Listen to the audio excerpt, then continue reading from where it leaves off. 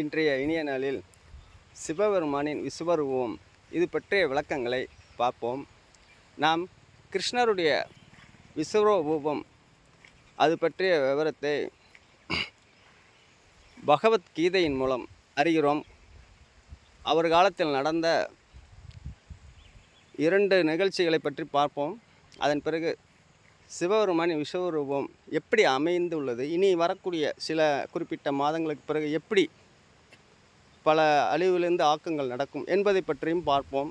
சிவனின் விஸ்வரூபம் எப்படி உத்தரவிடப்பட்டு நிலம், நீர், காற்று, நெருப்பு இந்த 4 சக்திகளும் எப்படி இந்த உலகில் தர்மத்தை அடிக்கடி நிலைநிறுத்தி வருகிறது, இது பற்றியும் பார்ப்போம். இது போன்ற சிவ ரகசியங்கள்லாம் பல 100 வருடங்கள் முன்னோர்கள் பிரார்த்தனை செய்தும் தர்மகாரியங்கள் தொடர்ந்து செய்தும் அந்த வம்சத்தில் வரக்கூடிய அவர்களுடைய வாரிசுகளுக்கு இந்த விஷயங்கள்லாம் பக்தி பற்றிய விஷயங்கள்லாம் இயல்பாகவே கிடைக்கும்.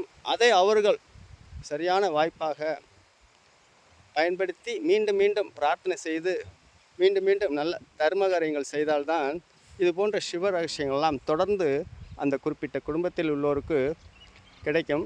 அதன் மூலம் அப்படி கிடைத்த விஷயங்களைத்தான் என்னுடைய காணொலியில் தெரிவித்து வருகிறேன். மத ஒற்றுமை, மதங்களை வைத்துக்கொண்டு தான் பிடித்த முயலுக்கு 3 கால் என்று தன்னுடைய மதமே உயர்ந்தது, தன்னுடைய நாடே உயர்ந்தது, தன்னுடைய கடவுள்தான் உயர்ந்தவர், சக்தி படைத்தவர்.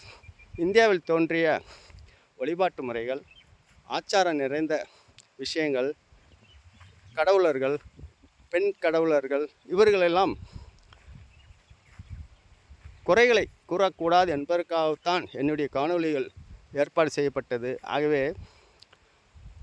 மத ஒற்றுமையாக இருக்க வேண்டும் என்பதற்காக பல நுட்பங்களை தெரிவித்து வருகிறேன். அடுத்த காணொலியில் சிவபெருமானின் விஸ்வரூபம் பற்றிய விஷயத்தை பார்ப்போம்.